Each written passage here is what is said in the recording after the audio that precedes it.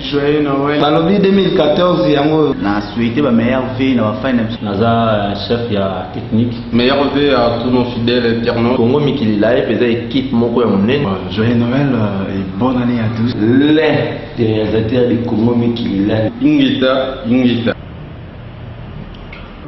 Mikili Live.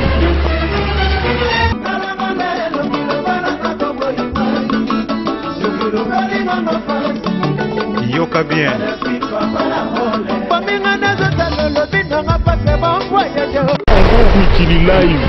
Mesdames, Messieurs, bonsoir. Ça repart à l'aune de 2014 pour les grands décryptages pour mieux savoir, toujours mieux comprendre de la marche de la République dans Nouvelle Donne. Le porte-parole du gouvernement Lambert Mende Omalanga est déjà en plateau et sans tarder. Monsieur le ministre, bonsoir. Bonsoir et bonne année. Et tout le plaisir est pour moi de vous retrouver, autant pour les téléspectateurs. Monsieur le ministre Lambert Mende, on connaît Kinshasa avec ces ondes très puissantes des radiotrottoirs, rendues tristement célèbres, mais il n'y a pas des raisons qu'on puisse pas dormir sur ces deux oreilles à Kinshasa à la suite de tous ces SMS et des appels téléphoniques tendant à mettre la ville dans le sens de la psychose de peur. Monsieur le ministre, c'est le sens à donner à ce communiqué du gouvernement qui est diffusé en boucle. Oui, nous avons été quelque peu désagréablement surpris par la prégnance de cette pratique de la radio-trottoir qui distribue de fausses informations dans le but de faire paniquer des populations. Cela n'est pas sans impact sur la paix publique, sur la tranquillité et même sur la productivité des ménages, des entreprises. Des gens n'ont pas travaillé.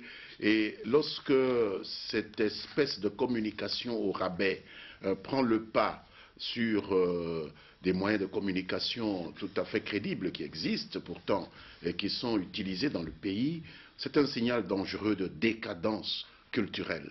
Et le gouvernement a pour devoir de combattre de tels dévoiements. C'est pourquoi il a fallu, dans un communiqué, placer les choses à leur juste niveau et appeler la population à donner assistance au gouvernement pour réprimer de tels comportements, parce que, in fine, ce sont des comportements criminels.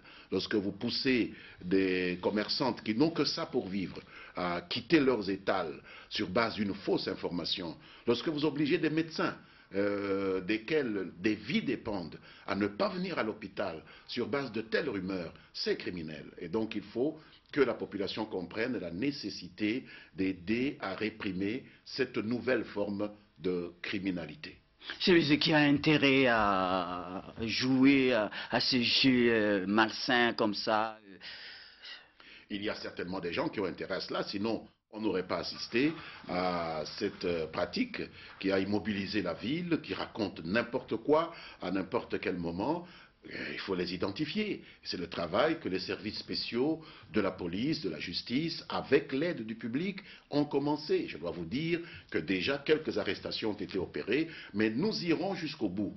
Et le gouvernement compte terminer ce travail d'identification de tous les utilisateurs des moyens de communication, comme les GSM.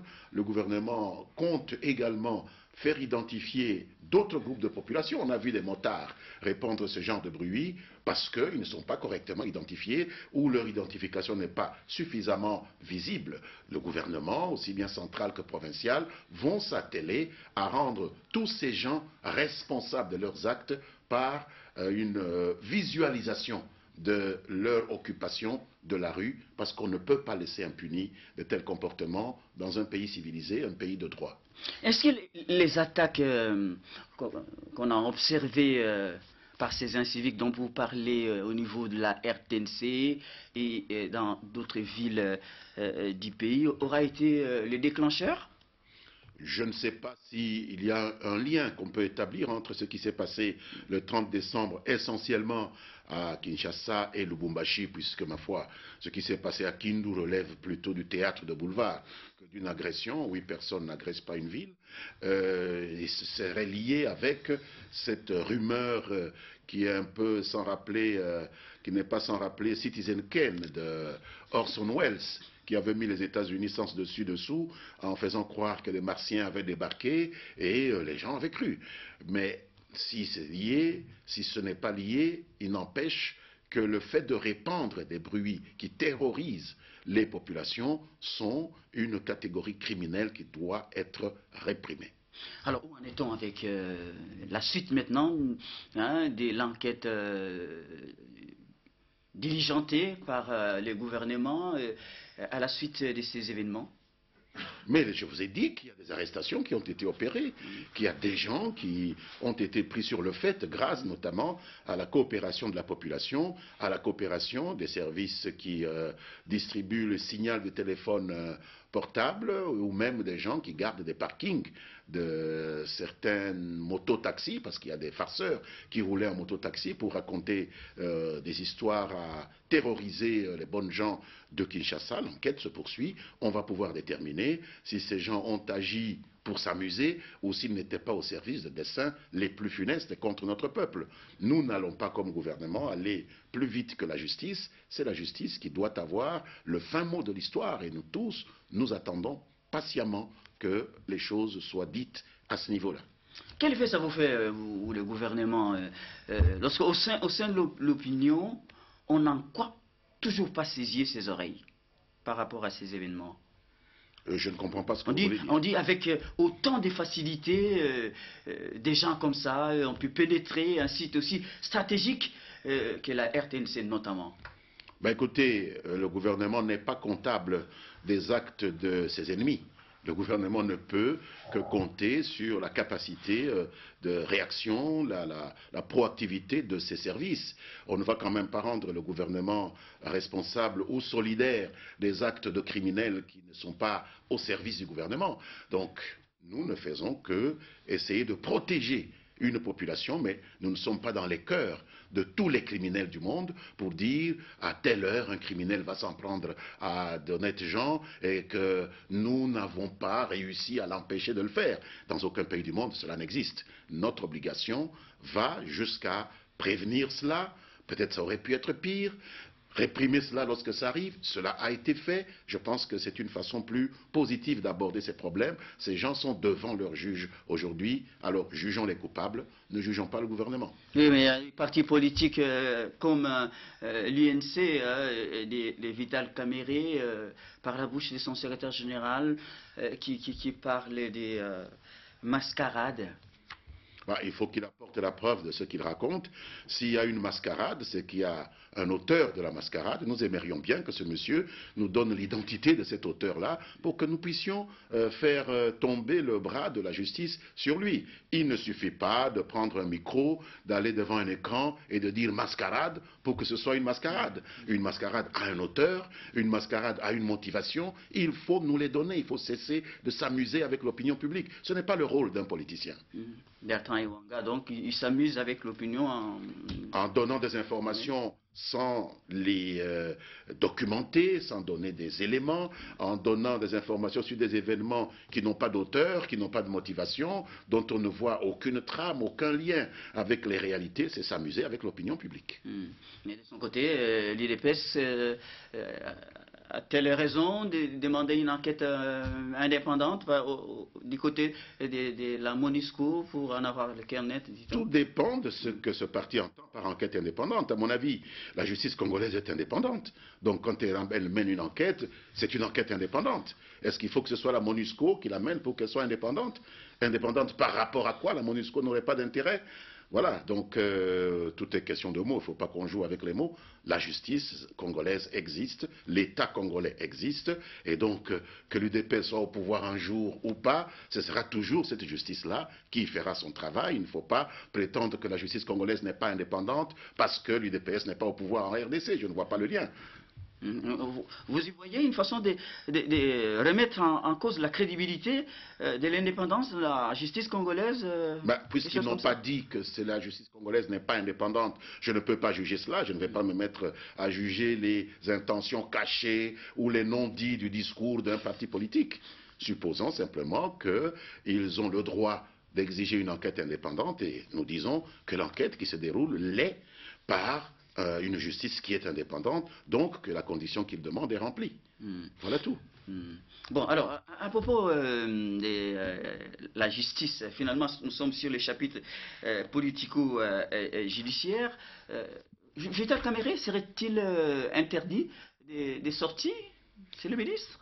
J'ai eu l'occasion de m'entretenir avec tous les protagonistes officiels de ce dossier, c'est-à-dire la Direction générale des migrations, le ministère de l'Intérieur, et manifestement, nous sommes en face d'un faux tout à fait clair, un vrai faux document qui a circulé. On se demande bien pourquoi. Une enquête, effectivement, a été ouverte là-dessus. Il n'est pas difficile de se rendre compte que c'est un faux. Lorsque vous partez d'abord au niveau de la numérotation de cette correspondance qui porte le numéro 3, alors que chaque jour, la Direction générale des migrations produit plus d'une centaine de messages et que le numéro 001 est produit le 1er janvier, lorsqu'on parle de plusieurs centaines de messages par jour, c'est-à-dire chaque dossier d'entrée sur le territoire ou de sortie du territoire fait l'objet d'un message. Nous avons des centaines de messages le 1er jour, le même nombre le 2e jour, et nous sommes au 6e jour, et ce fameux message Kamerhe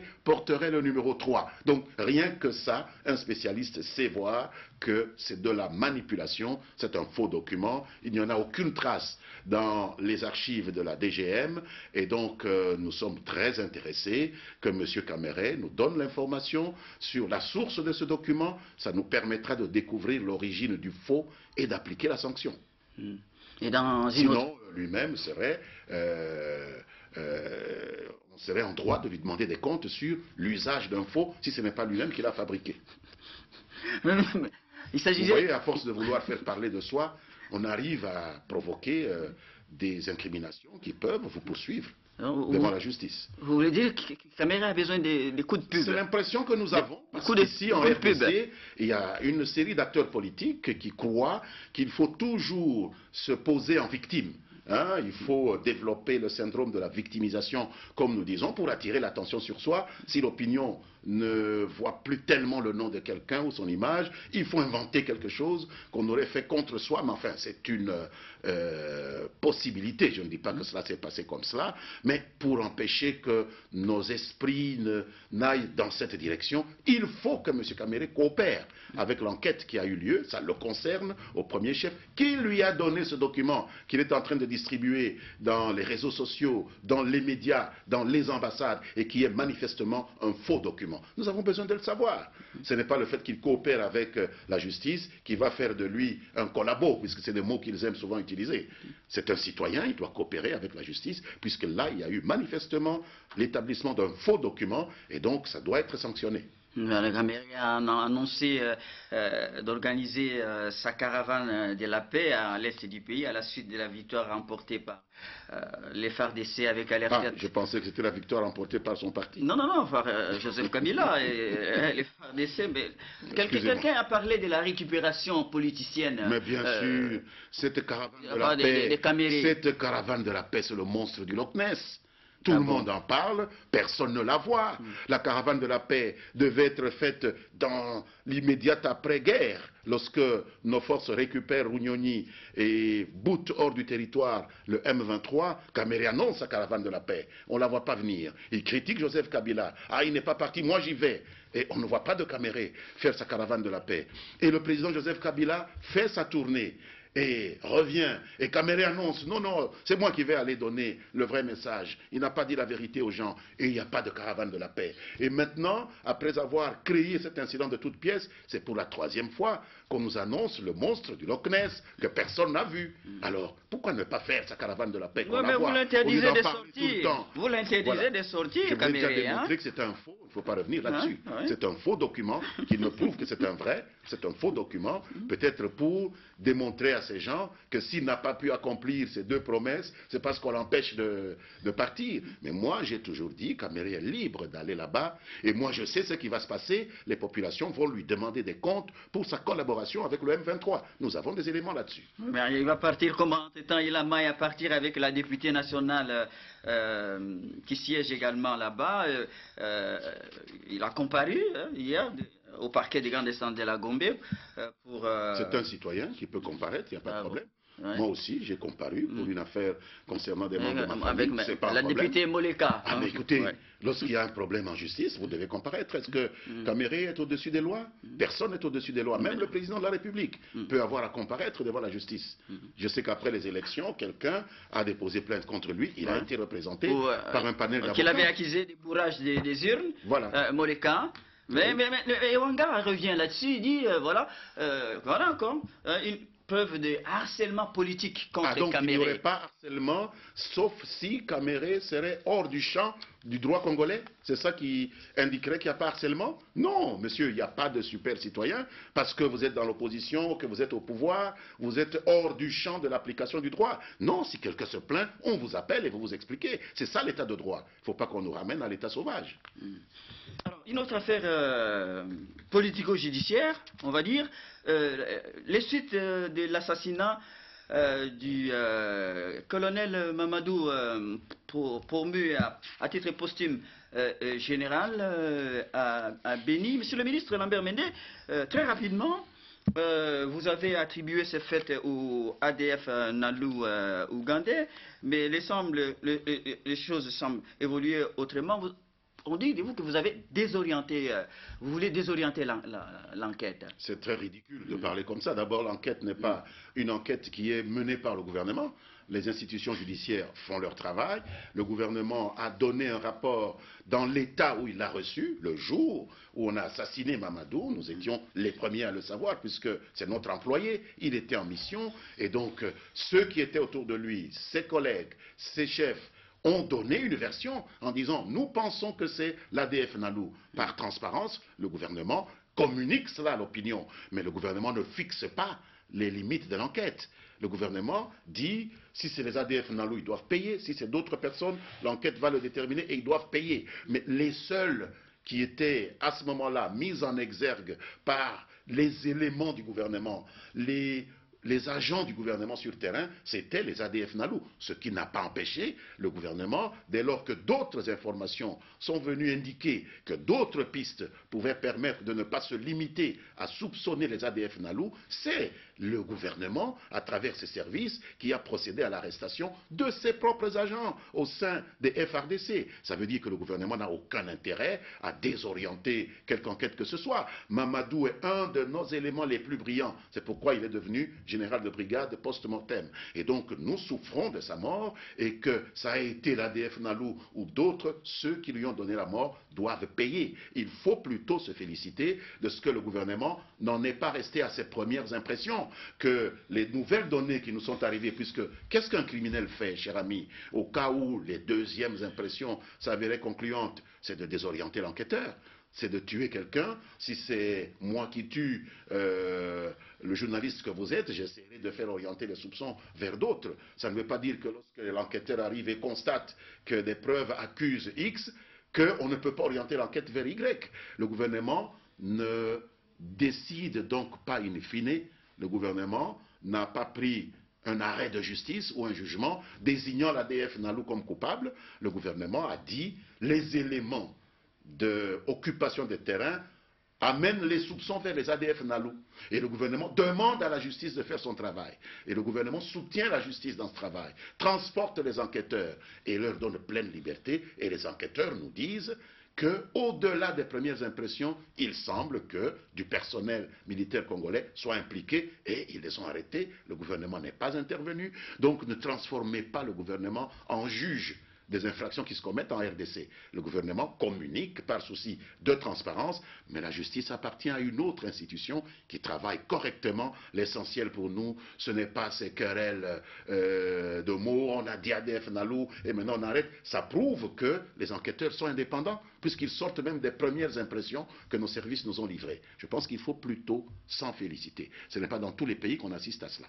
Monsieur le ministre, le général Mamadou a été assassiné dans la contrée des Bénis. On a observé une certaine tension là-bas, tellement il est adulé dans cette partie du pays, considéré comme les héros pour avoir mis fin à la guerre du fameux M23.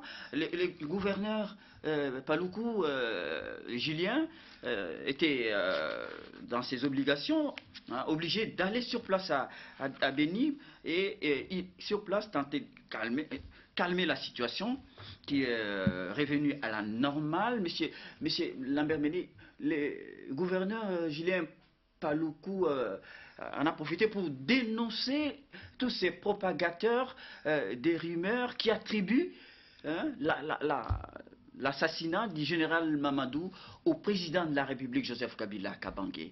Et il avait bien raison de dénoncer ces gens, puisqu'il n'y a aucune rationalité à attribuer le décès du général Mamadou au président de la République, commandant suprême des forces armées, ou à une politique gouvernementale. Cela n'a même pas de sens. Vous savez, il y a peu de Congolais qui n'aient pas été secoués au plus profond d'eux-mêmes par le crime qui a emporté la vie du général Mamadou. Alors il ne faut pas croire qu'il y a au gouvernement des gens qui se félicitent que le président pourrait être content pendant que seulement les gens de Béni regrettent la mort de Mamadou. Mais qui a recruté Mamadou? Qui a fait de Mamadou un colonel? Qui a donné à Mamadou le commandement d'une de nos unités d'élite, une de nos meilleures unités, le 42e bataillon commando? Ce n'est pas ces gens qui s'agitent, qui racontent des histoires. C'est le président Joseph Kabila Kabange, commandant suprême des forces armées de la République démocratique du Congo. Je vous dirais que parmi ces agitateurs, il y en a qui ne connaissaient même pas Mamadou. Moi, je l'ai reçu à plusieurs reprises. Je sais ce qu'ils pensaient de ces gens-là. On a eu des entretiens. J'en ai témoigné dans la presse congolaise du jour où il a été porté en terre. Alors, ils se proclament maintenant les exécuteurs testamentaires de Mamadou. Est-ce qu'ils le connaissaient? Est-ce qu'ils l'ont propulsé, comme le président l'a fait, un jeune homme de 34 ans, qui est déjà colonel full dans une armée? Ça se voit souvent cela. C'est des histoires que l'on raconte uniquement pour salir, parce que toutes les occasions sont bonnes pour salir l'image de quelqu'un qui a réussi à se faire élire 2 fois au nez et à la barbe de ses contradicteurs. Donc, en toute chose, il faut savoir raison garder. Accuser le président, empêcher même que les dispositions convenues avec la famille pour l'enterrement de Mamadou soient exécutées. On doit l'enterrer à tel endroit. Mais qui est plus en droit d'exiger que quelqu'un soit enterré quelque part que sa famille? Un musulman qu'on va enterrer dans un cimetière chrétien? Où est-ce qu'on a vu ça? Mamadou était un musulman croyant, convaincu, qui avait son carré dans le cimetière musulman. Toutes ces dispositions ont été arrangées entre son employeur, l'armée, et sa famille. Et tu trouves des individus dans l'opposition, dans je ne sais quelle partie de la société civile. Non, c'est ici qu'on doit l'enterrer. Mais vous êtes qui pour exiger cela? Un mort appartient au sien, il appartient à sa famille, il appartient à l'organe dans lequel il travaillait, et cela a été décidé comme ça, et il appartient à la nation, et la nation lui a rendu les honneurs. Qui d'autre est au-dessus de ces institutions-là? Voilà le problème. Monsieur le ministre, vous comprenez tout de même les frustrations des gens du... Mon cher ami, je ne comprends pas cette façon d'exprimer des frustrations. Vous savez qu'on a tué Mamadou pour affaiblir la RDC. Et vous, vous exprimez vos frustrations en insultant la RDC. Je ne comprends pas cela. Et je refuserai de comprendre cela. C'est de la bêtise. Les gens du Nord Kivu, ils disent... bon. Non, non, non, non, vous mentez. Ce n'est pas les gens du Nord Kivu. Le premier représentant du Nord Kivu, c'est le gouverneur. Vous avez dit vous-même que c'est lui qui a lancé les accusations. Alors, qui est plus représentatif du Nord Kivu? La société civile. Non, non, non, non, non, non. Il n'y a pas de société civile qui ait dit ça. C'est la rumeur. Moi, je connais de dignes membres de la société civile qui ont partagé avec nous cette douleur et de la manière la plus digne. Qui auraient voulu qu'ils soient enterrés là-bas. Il ne faut pas généraliser. Ça n'a aucun sens qu'un avocat, je connais ces jeunes gens, il y a un avocat parmi eux, il y a un professeur, qu'il puisse penser qu'il ait plus de droits que la famille de Mamadou pour décider de là où Mamadou devait être enterré. C'est faux. C'est des rumeurs que vous voulez transformer maintenant en des choses crédibles, mais c'est faux. Ça n'a pas été comme ça. Donc, nous savons qu'ils sont à la base de ces rumeurs. Ce n'est pas la société civile. Donc ces gens font de l'intoxication. L'intoxication, bien sûr, c'est leur sport favori. Et c'est ça que je dis qu'ils sont en train de tirer la société congolaise vers le bas. Nous devons les combattre. Il faut travailler sur base d'informations précises et non pas intoxiquer la population. C'est une maladie du jeu politique. Autour des suites de l'assassinat de Mamadou et de la fin auparavant de la guerre, quel est l'état de relation maintenant entre la République démocratique du Congo et les Rwandais particulièrement, puisque même les ministres de la Défense, James Kabarebe, rwandais, parler des harcèlements, des Rwandais vivant au Congo qui seraient traqués. Il fait de la manipulation lui aussi, l'intoxication, ou qu'est-ce qui se passe? Oh, je ne pense pas qu'il faille parler de manipulation ou d'intoxication à ce niveau. Je pense que c'est des gens qui ont vu des stratégies qu'ils avaient l'habitude de monter contre notre pays, qu'ils souhaitaient piller, vous savez, il y a des camps là-bas, et échouer, et qui ne se consolent pas de cela, et qui expriment leur amertume d'une façon ou d'une autre. Par exemple, en prétendant, comme l'a fait ce ministre dont vous parlez au cours d'un discours à Rubavu, que l'on malmenait des sujets rwandais ou rwandophones en RDC, sans donner un seul exemple. Vous et moi savons que c'est faux, que les Congolais sont en train de retrouver leur cohésion, qu'ils soient rwandophones, qu'ils soient bantous, etc. Ils sont en train de retrouver leur cohésion et personne ne peut s'en plaindre. Sauf ceux qui ont voulu jouer sur une éventuelle division entre Congolais pour maintenir le Congo sous coupe réglée. Et apparemment, ce ministre dont vous parlez appartient à cette frange-là dans la direction politique du Rwanda. Donc ce sont des excès et je ne pense pas qu'on puisse durablement entretenir des relations de voisinage sur cette base-là. C'est voué à l'échec. Je suis très étonné que ceci ne soit pas compris par tout le monde dans ce pays-là.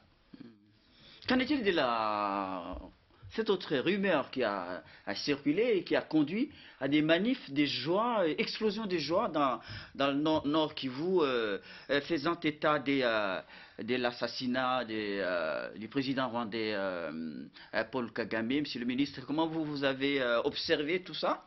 C'est toujours le fruit de cette intoxication qui ne peut pas tenir lieu de source d'information.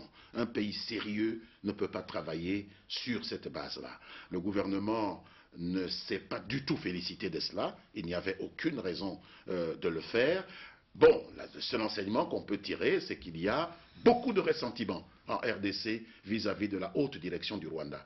Tous nous devons tirer les enseignements de cela. Je pense que le moment viendra où dans le cadre de la CIRGL ou de la CPGL, nous puissions parler, puisqu'on ne peut pas considérer cela comme un événement mineur, que des villes entières entrent en ébullition à l'annonce d'une fausse nouvelle de la disparition d'un dirigeant d'un pays voisin. Ceci n'est pas banal. Il faut y réfléchir et changer d'optique de la part de ces dirigeants.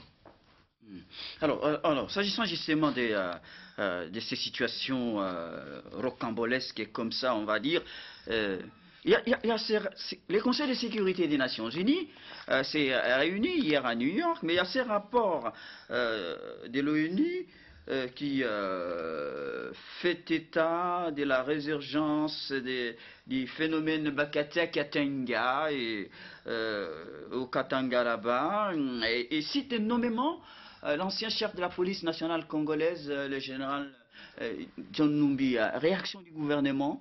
Je pense qu'en lisant ce rapport des Nations Unies, il n'est pas dit clairement que Numbi est, selon les enquêteurs des Nations Unies, auteur de ces exactions que l'on constate au Katanga. Ce qui est dit, c'est que selon la société civile du Katanga, Numbi serait à la base de cela. Mais dans un cas comme dans un autre, le gouvernement prend très au sérieux de telles affirmations, de telles allégations et enquête là-dessus. Parce que nous ne pouvons rien négliger qui puisse nous aider à ramener la paix dans nos villages, ramener la paix dans nos provinces, et donc soyez assurés, et je le dis à l'opinion qui suit votre émission, que des enquêtes sont en train d'être menées pour pouvoir confirmer ou infirmer ces informations venues de la société civile et parvenues aux enquêteurs des Nations Unies pour que des dispositions de protection des populations ou de sanction des responsables de tels actes soient initiées sans aucun retard.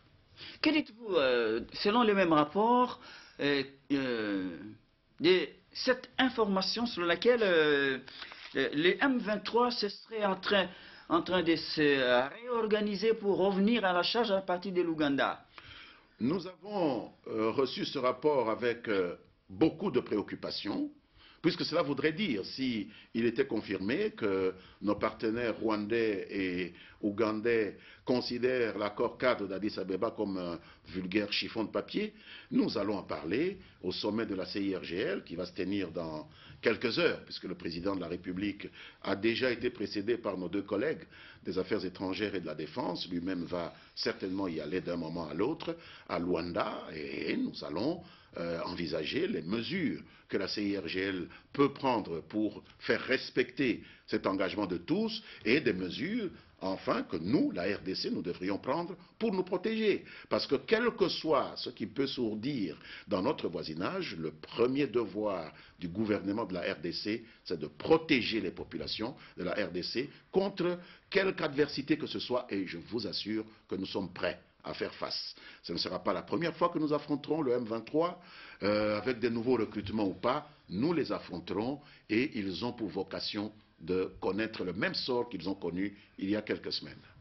Vous y préparez aussi du côté de la province de l'Équateur, avec son prolongement vers la province orientale, la situation en Centrafrique a mis à feu et à sang, le pouvoir a même changé de main. Là-bas, ces flux des réfugiés congolais, dit-on, 25 000 qui vivaient là-bas, qui sont revenus, que les éléments de la FACA, des Bozizé, seraient rentrés avec armes et munitions, également ceux de la Seleka des Djotodia. Alors on crée une situation explosive sur la frontière entre la RCA et la République démocratique du Congo. Les sénateurs, comment on l'appelle déjà, Ramazani Baya, du haut de la tribune du Sénat, craindrait que le gouvernement ne vienne en retard alors que la situation aurait suffisamment avancé, serait pourrie.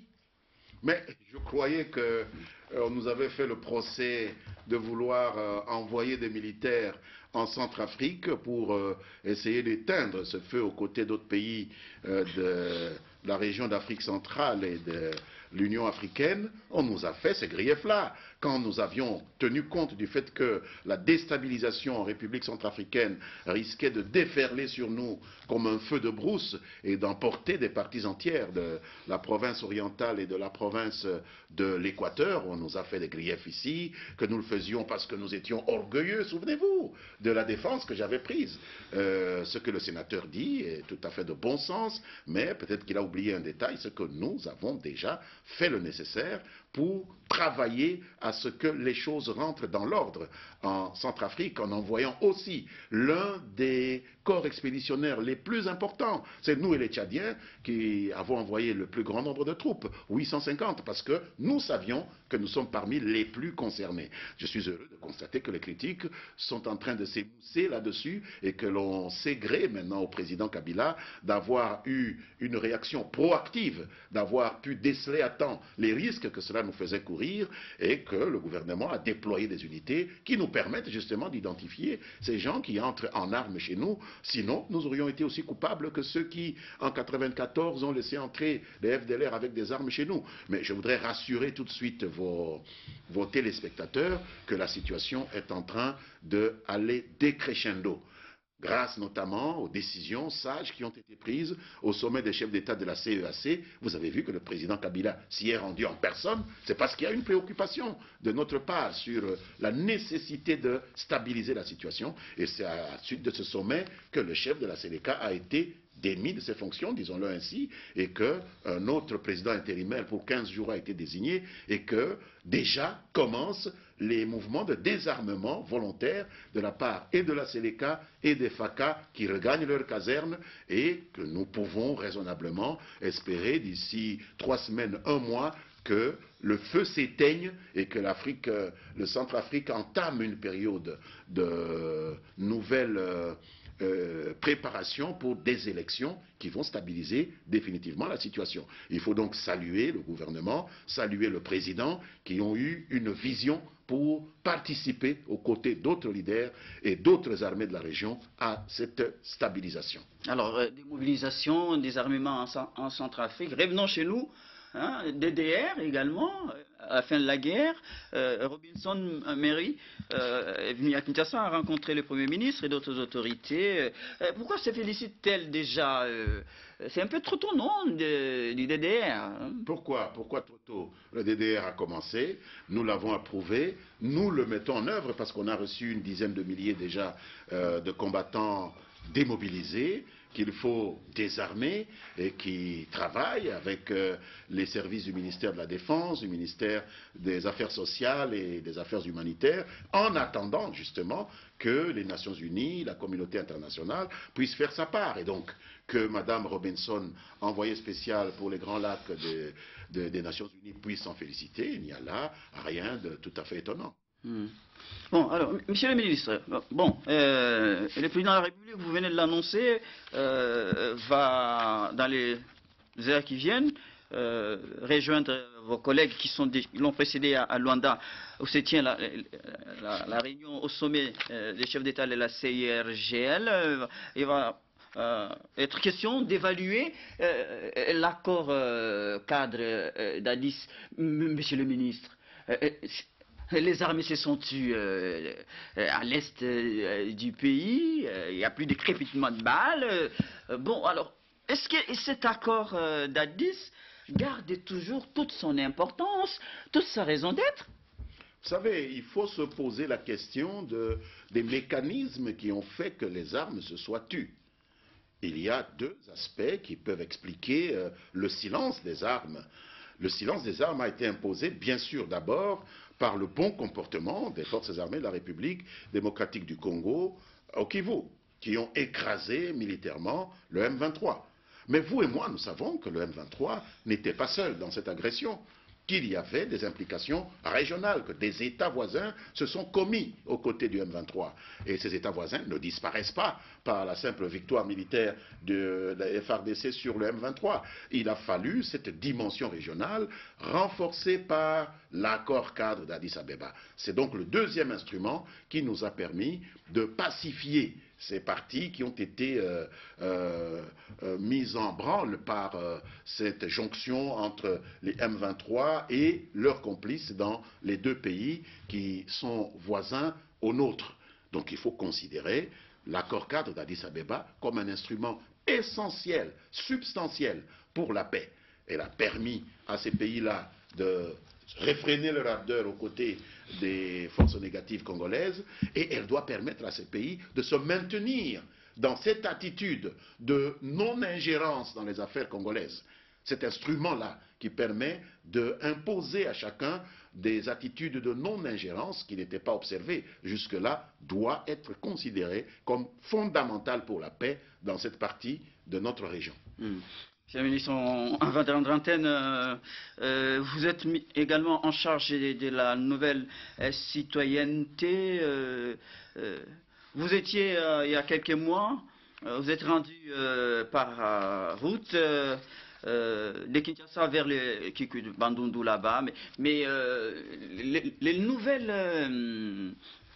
nouveaux barrages, hein, les mêmes barrages refont surface à partir de Kinshasa avec toutes ces tracasseries, c'est les grincements des dents hein, sur la route là-bas. Vous dites quoi? Les mêmes barrages, non, ce serait trop dire. Ah bon? Je suis au courant de ce qui se passe parce que notre ministère a mis en place un système d'observation, un observatoire, un système de surveillance avec la Maison des citoyens et la collaboration de la police et d'autres instances qui ont la gestion de la route dans leurs attributions. Les mêmes barrages, non. Nous sommes loin du compte.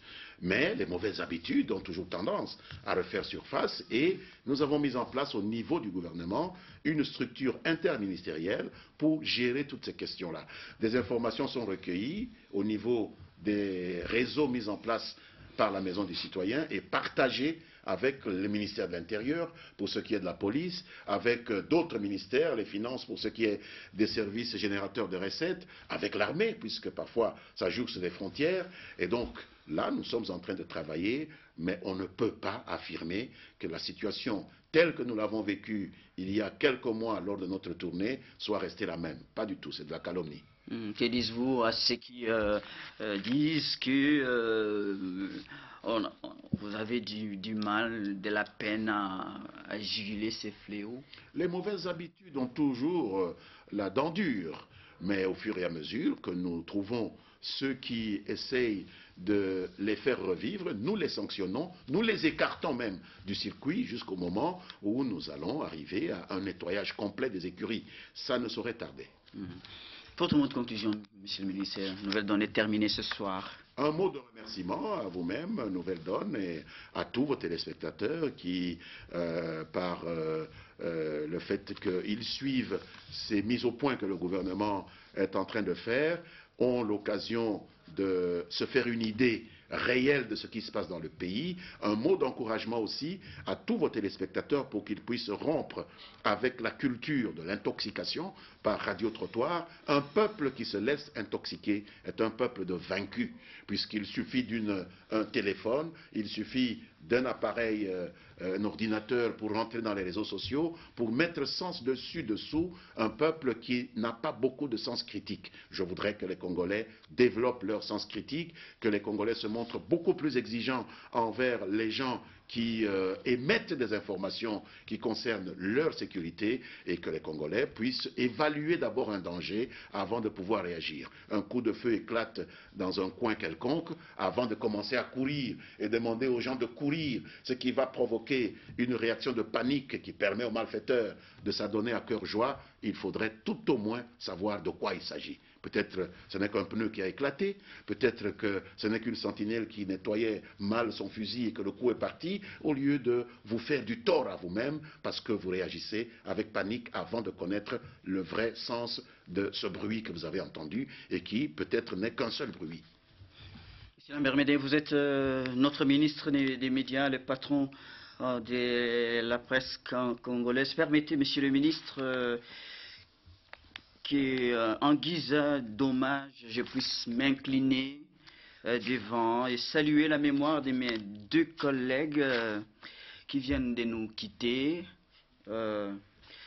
Capo Kangoy Boniface, avec qui j'ai usé mes culottes à Listi. Nous avons travaillé pendant longtemps à la télé et la radio, mais également Loafa Baoussa, Maurice, qui viennent de la peine de nous quitter. Ce sont mes compagnons de lutte sur la télévision et la radio. J'ai salué leur mémoire. Et voilà, nous allons continuer à leur faire honneur. Merci encore à toute l'équipe technique qui m'a aidé à préparer, à saluer, à préparer cette émission, à tous et à chacun. Excellente suite des programmes sur nos antennes. Joyeux Noël. Balobi 2014 yango na souhaité ba meilleur vie na ba fine naza chef ya technique. Meilleur vœu à tous nos fidèles internautes. Congo Mikili Live eza équipe moko ya monene. Joyeux Noël et bonne année à tous. Les réalisateurs de Congo Mikili Live. Ingita. Mikili Live.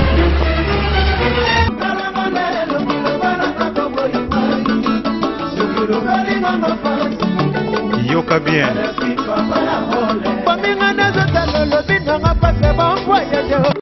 Mikili Live.